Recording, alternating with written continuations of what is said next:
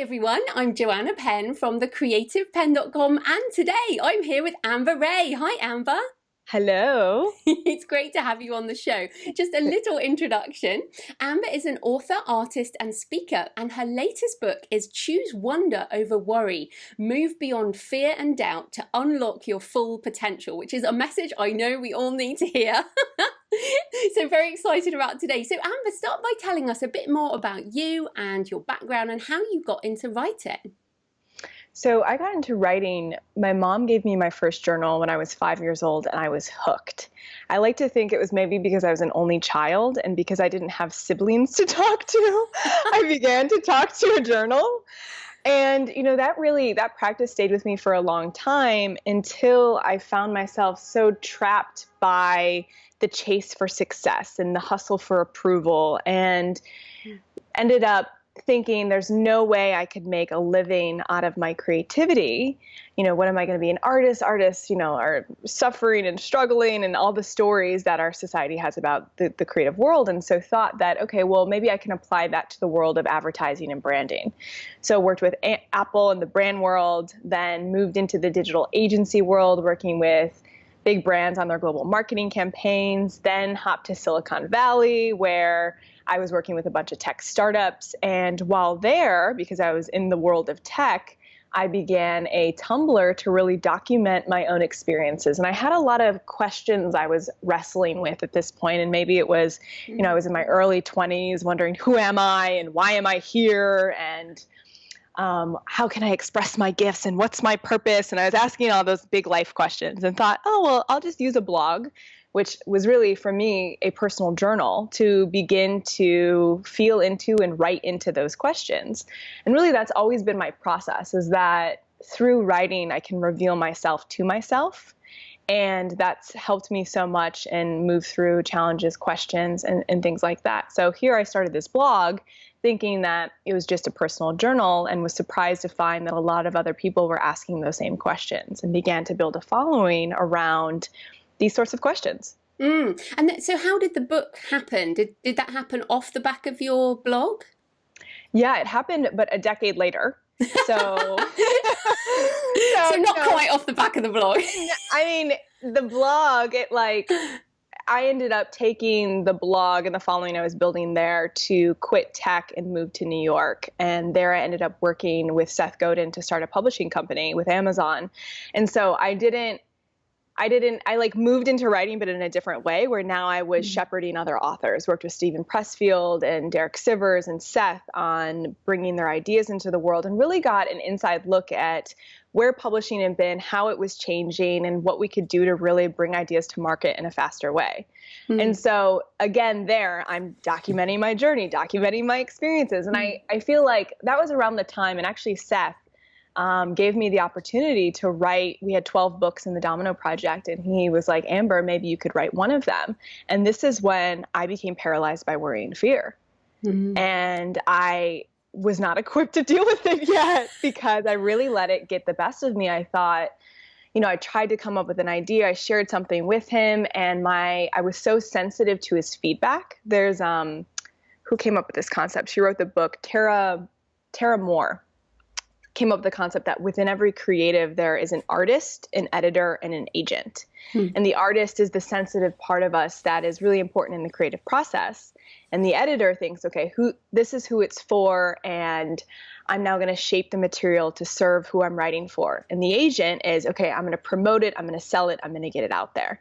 And what I didn't know then that I know now is that when Seth was giving me feedback, I was hearing it through the lens of the sensitive artist, not the editor or the agent. And so I then was like, oh, I guess I'm not good enough and this isn't worthy, and I'm going to now shrink and not write a book. So that was like when I feel like, though, that planted the seed in me of like, I know I want to write books, and I don't know what it's going to take to get there, but I'm setting that intention with myself now.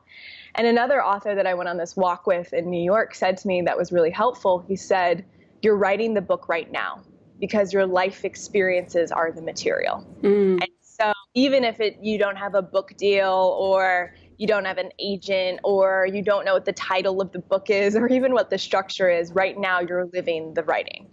And so I really approached my life that way of, okay, I'm living the writing. Yeah, wow, great. And we're going to circle back to Seth and the Domino project and publishing, because Stephen Pressfield's been on the show 3 times. He's wonderful. And but I wanted to just circle back on the life experiences in your writing, because it was so funny. I did the same as you out of school, out of college. I went into the business world and did a lot of the stuff you did back in the 90s.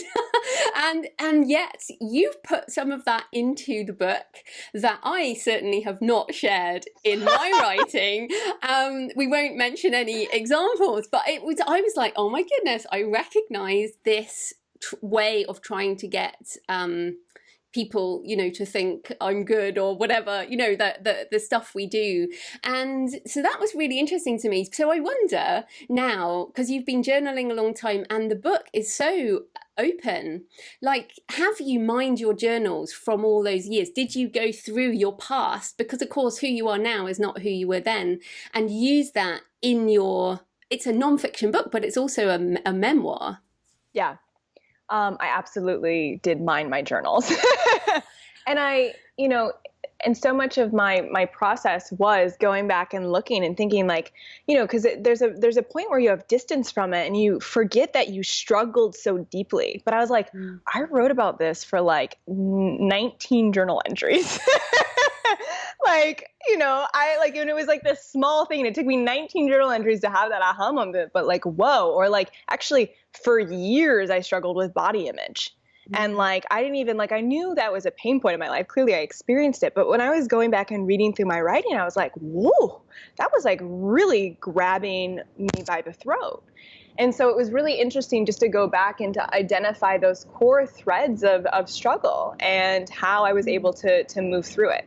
Yeah, absolutely. And so let's go into some of the common worries that people have. What are some of the biggest ones that you covered and that you've suffered and that everyone listening will suffer too? Yeah. So one that I found that was interesting, whether I was meeting with a billionaire who had access to all of the capital and the resources in the world to do what he wanted to do, or whether I was meeting someone who, fled a war, came into the country with nothing, was illegal, had to create all over their life all over again, lived in a tiny like house with a ton of people. There was this fear of, am I good enough and do I have enough to create the life that I want to live? And it was mind-blowing to me that when I was sitting there with this person who has access to everything, that was still suffocating them. And so, there's this all-pervasive fear, which is just us as humans, where there's this fear of not being enough or not being worthy. And it's funny because I reflect on this quite a lot, actually. We're told, or we're encouraged to have a daily gratitude practice for where we are, and I'm very grateful, I'm sure you are, for where we are. But equally, as creatives, I feel like there has to be a dissatisfaction. Because if you are not dissatisfied, like, I can't imagine that you feel this book is the end of your creative life. Absolutely not. Exactly. Exactly. So to me, the not enough is really a struggle with balancing against ambition, like the good side of ambition, and creative dissatisfaction. Now, you've worked with lots of authors and artists and speakers, and how do you think we can balance both of those things? Great question. And I feel like, there's a difference between am I enough and have I expressed enough of or given enough of what I know I'm capable of giving. And so I think they're different frames. And so if it's the am I enough question, often that will cause us to seek validation and approval outside of ourselves. It'll have us constantly hustling and striving and trying to do more to prove to ourselves that we are worthy and enough. And often, like, I think of this like top executive that I was referring to, oftentimes for him that actually came through a childhood story. There was a moment from his childhood where he took a situation to mean he wasn't good enough or worthy. And so he had spent his entire life trying to prove that that's actually not true. And so our work really began about, okay, well, let's actually look at that story and find evidence to prove that it's not true. And once, and begin to rewrite the narrative that you've been telling yourself your entire life that's actually suffocating your joy. And so, I think there's a difference where it's like, of course, like there's a creative hunger. When we have a hunger and a desire to create and make for both like the joy of it and the desire to express something inside of us, or maybe there's some dissatisfaction and that gets us moving toward creating more. I think that's different because it's not coming from a place of I am unworthy and need to prove that I am. Yeah, I'm still pushing back against this one because the funny thing is I'm also at the moment, I listen to the Brené Brown books on audiobook, and I'm just over and over again because I'm trying to get to grips with this myself. And I feel like I can talk to you because I know you've read all the same stuff and your book goes through it, but it's so interesting. I feel that also writing fiction in particular, I feel like I read a book by Stephen King, and to me, to get to that point in my craft journey might take me another 40 years, or maybe 25 years. He's 25 years ahead of me. So again, I am not enough. Do you see what I mean? I am not enough to be they call it the gap, between where you want to be and where you are now. So I'm going to ask you, again, to kind of go deeper on that answer. If we are trying to become better craftspeople, how do we balance that? Well, if you're thinking, I'm curious for you, I want to dig deeper with you. Yeah. So if for you what's coming up is that I'm not enough, I'm not as good as Stephen King, and so I'm going to build my craft. Tell me more about the conversation, or what you're telling yourself around that not enough. Is it I'm an unworthy piece of shit, and because I believe that, my life sucks? No. And I think... Okay, so that's the difference. Yeah. And so like when it's like the actual internal conversation is I'm an unworthy piece of shit and I suck, and so I'm going to make destructive decisions as a result of that, and those decisions are going to actually impact humanity in a way when I have so much power and influence because I actually don't care because I suck, and everything I do is going to reinforce my suckage. Like that's different than like I want to grow and become the best creative that I can become. And that hunger is going to drive me. And yes, I see that and I want to be like that, or that inspires me and I'm envious of that. I'm going to use that envy as inspiration. That is coming from a different place. That's coming from a desire to grow. Yeah, I do agree with you. I think it's something that is so difficult to manage, and it's almost a daily resetting of, okay, I am enough right now and I'm giving what I can right now, but I know that my journey is still many, many years, which is great. We want it to be like be boring otherwise. But I want to come back on envy because I talk about comparisonitis on this show a lot. Amber just got this amazing book deal, or whatever, but she's been on TV, and this kind of comparison of where people are, or even me going, Stephen King, when he's Stephen King. So I heard you mention the envy map on the Being Boss podcast, which is really interesting. So tell us, how can we deal with envy in a more positive way? So I think envy is such a powerful tool because envy illuminates. When we look at someone, we say, ooh, I want that. It's because it's speaking to something inside of us that wants to be revealed. So I feel like it illuminates our potential. And I know that for me, I have this exercise of an envy map, and I mapped every person that I was envious of. There's Elizabeth Gilbert because of her memoir style writing, Oprah because of her platform, Austin Kleon because he was able to take words and drawings and make that art. And I'm like, wait, this is art? Then I make art. That's a good point on Austin, yeah.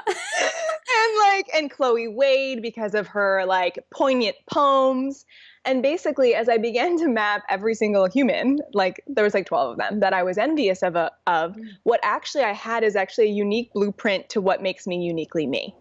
Because I was pulling something very different from every single person, but what it was just mirroring what wanted to come through me, the potential that I was stepping into me. And so I began to, okay, well, and this is actually part of why I approached writing my book the way that I did, because my intention with my book was not to be raw and vulnerable and have a lot of memoir kind of stories.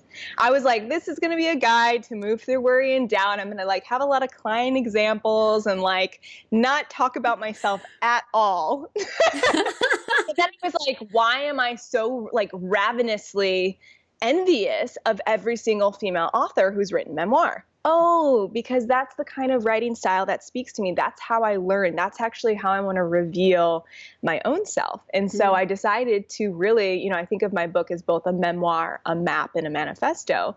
But I really decided to lean in around the storytelling and allow myself to be seen so that the reader can see themselves, which was the case for every author that really moved me. And so it was once I understand the points of envy, oh, actually, like if Austin Kleon is like this dope artist, like I'm going to start doing a lot more handwritten stuff because that's what I'm already doing anyway. And so it allowed me to really weave the elements, like it's almost like a permission map, like giving myself permission to be myself because I'm seeing it in other people. Yeah, I really like that. And coming back on your branding background, I wonder how much of that envy map ended up in your personal brand. Like, were you then taking ideas from how these other people have portrayed themselves, I guess, in their branding? Yeah, probably a little bit. The look, feel. I mean, some people like some of I'd say there was only a couple of people on my envy map that actually like thought of themselves as artists. And I actually thought that helped me realize that because I see branding, because I'm a visual person, I can use that more. Because most memoirists don't necessarily think about branding and visuals and the art behind the work. And so I was like, oh, actually that's a strength. Ding. Like that's something that I can really weave into what I'm doing. So it definitely helped me both identify what my sort of unique focus is, as well as what I want that brand to look like. Mm. And then circling back on what you said right at the beginning around being an artist is not like a proper job and a proper career and you can't make any money. I'm wondering if some of those people on the envy map are people who are making really good money. I mean, absolutely. Yeah. Because on this show we do like to talk about art, but also about the money side. So how are you doing everything as a creative entrepreneur? Because we know that a book deal does not make a millionaire most of the time. Yeah. So what are the different strands that you are using in your creative entrepreneurship? Well, what's so interesting is that when I declared myself an artist, finally, after read The Artist Way 5 times and like really working through those blocks, working through those stories I was telling myself about creativity and art. And I on my 30th birthday, I was like, I am an artist, and had this whole, I think it was my 30th, had this whole gallery reveal, a bunch of art. I have made more money since then than my entire life before that. And so I was like, oh, artists can make a great living.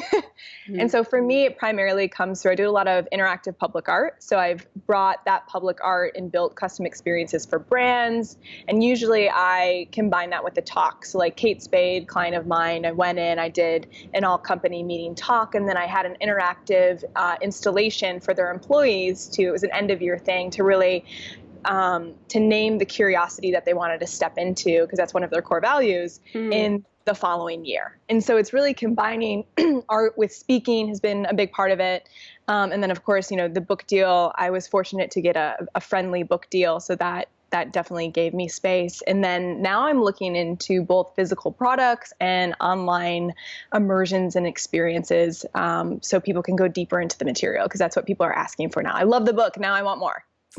I'm like, great. Yeah, exactly. Well, it's so interesting because you mentioned Julia Cameron. If you look at her business model, that book, that was 25, 30 years ago now. And if you have a look at her website and what she does, she has obviously a lot more books around it, but she also still does workshops. Like that book has underpinned her whole career. And it is so interesting how that can happen. So, right, circling back to the book, wanted to ask you about, let's just get into the wonder, because I think wonder is a really interesting word, and we're writers here. So the choice of word is very important. So why choose the word wonder, and what does it really mean? Yeah. So I chose it, one, for the alliteration. It is nice, yeah. Choose wonder over worry because of how that flowed. But also how this all started is that as I was beginning to step into and really own my creative and my artist, I realized I had this asshole in my head shouting terrible things at me. And one day I was like, who are you? Voice inside my head. And the voice said, I'm worry. And I was like, oh, great. Hi, worry. And then began to dialogue. And so much of my work is actually being able to name, build a character, and have a dialogue with our emotions, because so much of, or these characters that represent our emotions, because so much of the problem becomes if we're trying to repress, push away, deny, not allow a feeling to be present or to have a voice, it can show up in really destructive ways. And I, as a creative, I use all these emotions and these characters as fuel for what I create. And so when I can actually so my perfectionist, you might find this funny, my perfectionist is a 30-something British woman named Grace who hails from London. And my grandma is British, so I think that's maybe where it comes from. And Grace wants everything in a very neat and tidy box. And so if I'm writing, Grace will get really loud and be like, this is terrible. This is bloody stupid. And and I'll be like, Grace, what's going on? Like, why are you here? And Grace will tell me, well, I just want a really high quality piece of work. And I'm like, great. Me too. We want the same thing, but here's the thing. I need to get messy in order to really be able to access that material. So we go get a massage while I get messy, and maybe I'll invite you into the editing process. And so it's like, I'm not like, you're like, because before my previous process was like, all of these critical voices are the enemy, and my job is to get rid of and demolish them.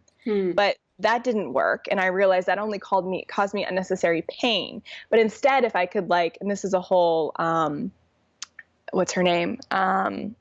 The book is called Radical Acceptance. Tara Brach. She talks about, in her book, this notion of inviting Mara in for tea.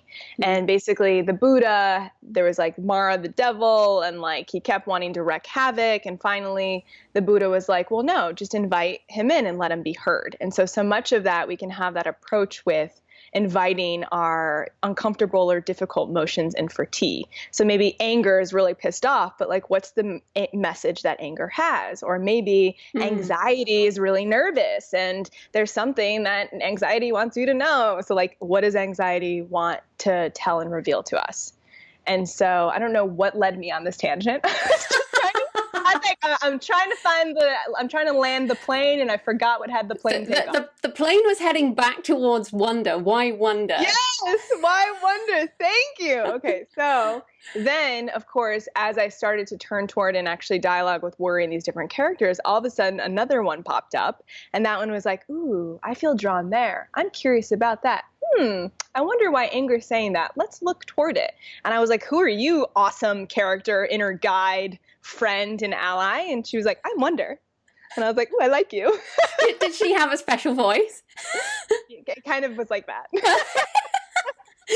Have you just because we, us fiction writers, we cast our characters a lot. Like my main character is Angelina Jolie in Mr. and Mrs. Smith. That's who I picture when I write. Do you have we know what Grace is like now. Does Wonder have a look and feel? Oh, there's many. There's the goddess who is ethereal and all white and in the jungles of Bali. And she's like, here's the feminine way to write the book. And and then she has to be balanced by Mr. Moore. And Mr. Moore's like, we got to get shit done. And here's our deadline. And they fight, but they actually love each other. And then there's Mama Jenny, who's I think my inner Oprah, except 80 years old. And she's like, baby girl, here is why you're awesome. And so I love this because the funny thing is on this show, everyone's listening. They all know what you're talking about because we seriously, my mum's a writer too. And she just takes dictation. She's one of those writers. She'll just dictate what her characters say. They just talk. So yeah. This is totally right. Are you going to write a novel just out of interest? It's funny. A lot of people have asked that. I think so. I feel really drawn there, and I've started to play with different ideas. And I had a mentor after he read my book. He's like, I could so see you take one of the threads of this book, build the character, and I see it as a novel. So I also have an idea for a one-woman show where I would act out and dress up every character. Oh, that would be cool. And be the goddess and then be Mr. Moore and I don't know. I do like that, and I like the idea of wonder. I had never really used that word before. I think many creatives would use the word muse. The muse would be that creative side, and the curiosity. I think all of those things come under wonder, don't they? Yeah. So I think that's really interesting. So I did want to ask also, you mentioned toxic worry and useful worry. So when does a useful worry become toxic, basically? Yeah. I want to say one last thing to close what we just said. It just feels, I was on a podcast recently talking about the characters, and it was more of a health focused podcast. And they're like, do people think you're crazy? Like, do you have multiple personalities? Not on this show. And my friend was like, no, you have multiple personality order. And like, you're creating order by like, but anyway, it feels really good to be like, oh yeah, everyone gets it. Yeah, totally. That was my worry voice talking. So back to toxic and useful worry. So, our brain is wired to worry, and biologically, worry really is here to protect us and keep us safe. And so we evolved, when we were getting chased by tigers, and worry was like, run, trigger the fight or flight response. You're going to feel the sensation of fear in your body because you're going to outrun that tiger and you're going to survive. The problem is that today, an upcoming deadline or a really meaningful project can be like that tiger in the bushes. And so we can run from something that's actually meaningful and important. So useful worry is the kind of worry that's like, oh yeah, hey, I have this deadline next week and it's really important. So worry is chiming in to tell me to pay attention and get it done. Or like, I felt a rush of worry 2 days ago because I have a talk in about 2 weeks that I haven't written. And worry was like, hi, time to write that talk. Just an FYI. And, that's when worry is useful because it pushes us into action and it really has us move forward and make progress. But worry is toxic when it's those ruminating thoughts that spin and spin and spin and really prevent us from moving forward or taking action. And those are the sorts of worries that, maybe there's a meaningful project that we want to pursue, but we get so caught in like, it's already been done. No one will care. I am not unique enough, or whatever our story is. And those are the sorts of worries that we want to tame.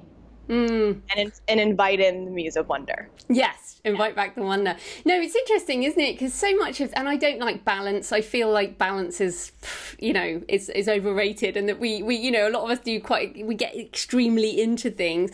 But that balance between letting worry help you get stuff done and then don't let it take over your life is just so important. But you do talk about overwhelm and and time management and stuff like that. But you've also been through this crazy book launch, and I know how much you've done for this. So how did you manage the book launch process with, did you totally throw out the book and not do what you say in the book, or did you manage to like keep all your good practices? I like to think that the book was an initiation process. And so I mean, every step of the creative process of this book challenged me and brought my own worries to the surface and was like, you going to choose wonder, huh? And so, I mean, whether it was like the moment when I got my book deal, my publisher said, can you write the book in 2.5 months? And I was like, hell no, hell yes.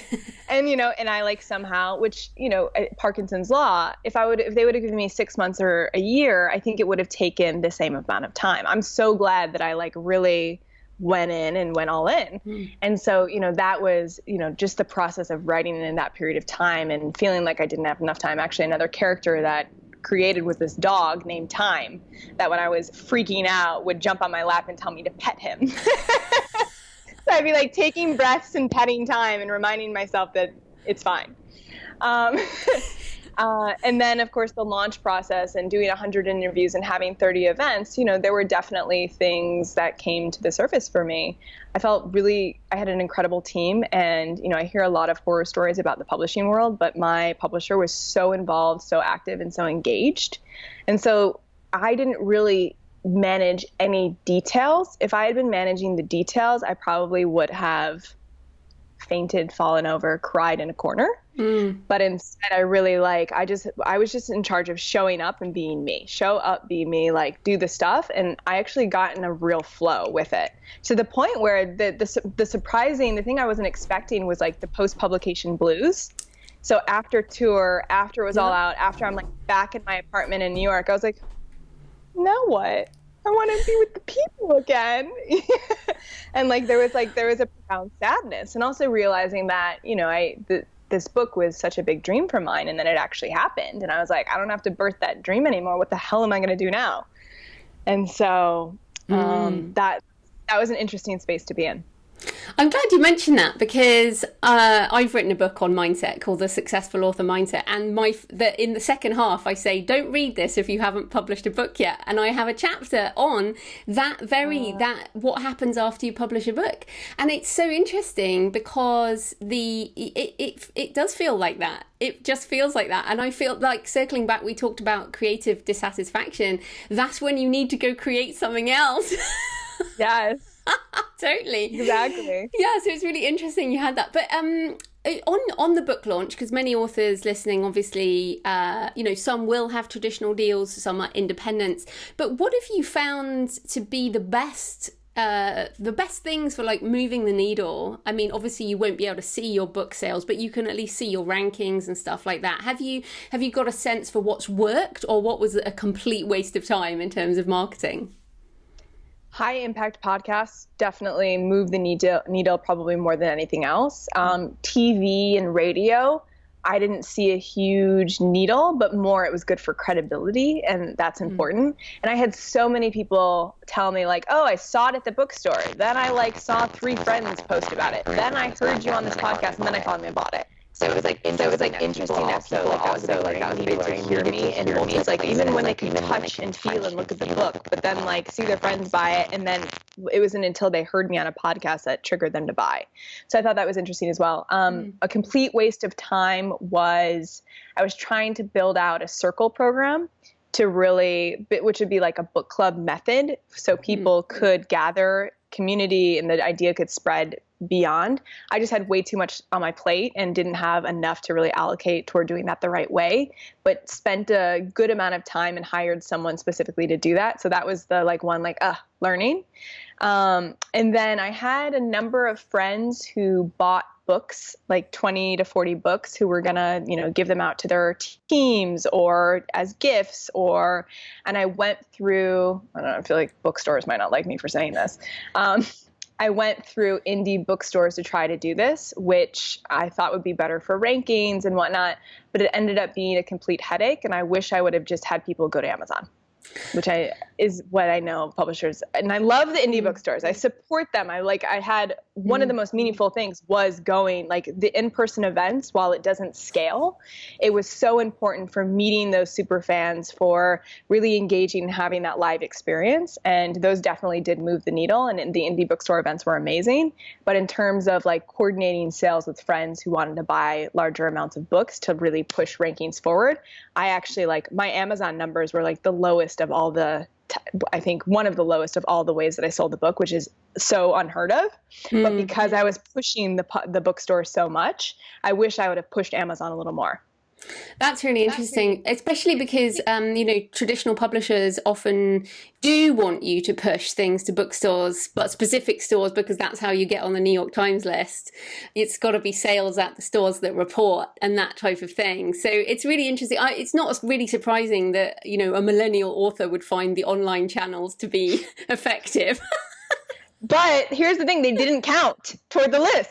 Yeah. It's so many of them, because what happened is one brand bought $10,000 of books and in exchange for me to speak. And they ended up, the sale went through a distributor, and not, even though it was through an indie bookstore, it was through, which it's these things I didn't know. Yeah.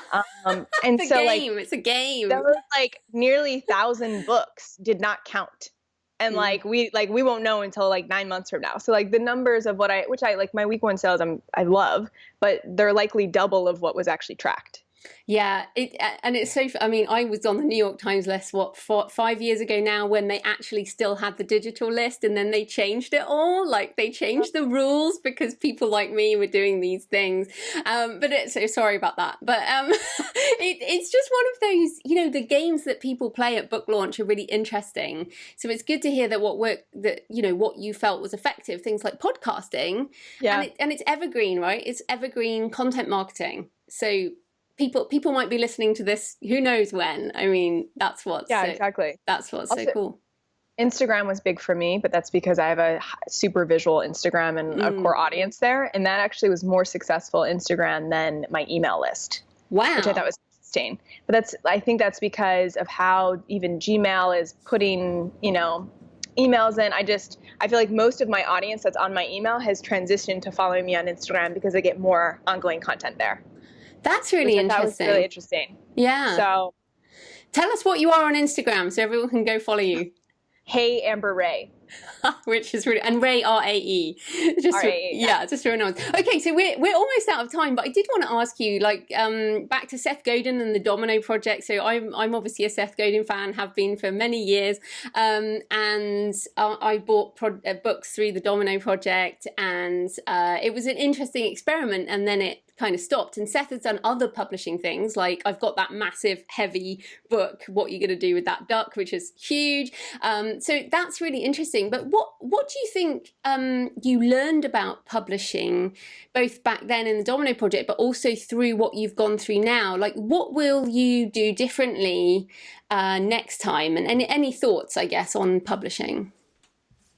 With Seth, to be honest, I didn't learn as much about publishing. I learned more about how we get ideas to spread and how to create ideas that have a long tail. That was really what Seth was pushing, as well as like, how can he take us so far outside of our comfort zone?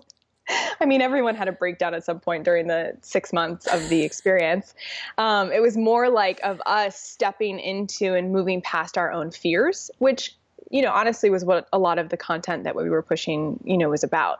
So it was less about, because it was so new, it was with Amazon. Amazon was just, I think, pretty early in the publishing game. It was a total experiment there. And so I didn't really get my understanding of the traditional world until I was now working with my publisher, because when I worked with Seth, he had fully transitioned out. And, the learning with them is that they're incredible at distributing books and getting them in the right places. Like, that is what they're best in the world at. And, I do feel lucky that my publicist was able to get me 40 radio spots on live TV. She was able to lock in 2 speaking engagements for me. She went above and beyond. And so I think actually the big learning for me is that I wish I would have trusted my publisher more. Because, and I had to tell to them at one point, because I went into it thinking that sounds terrible, that they don't know what they're doing. And that not to say that Seth said they didn't know what they were doing, but he was like, publishing's like, we're going to try to do another experiment and create something new. And so I was like, will the editor, and I'd heard so many stories, will the editor actually be there through the editing process? Will the publicist actually try to lock anything? How involved will they be? And I thought I had to hire my whole team.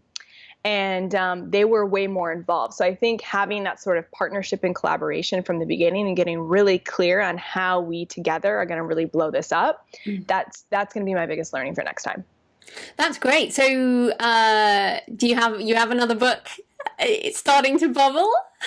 I do. I can't tell you about it yet, though. No, exactly. But it's that, I think, and that's the important thing about that creative dissatisfaction, because the only way through it is to create something new, which is very exciting. Okay, so we're out of time. Where can people find you and everything you do online? So as I mentioned on Instagram, I'm Hey Amber Rae, and you can learn all about the book at choosewonder.com, and my personal website blog is amberrae.com. And again, that's R-A-E. Fantastic. Thanks so much for your time, Amber. That was great. This was so fun.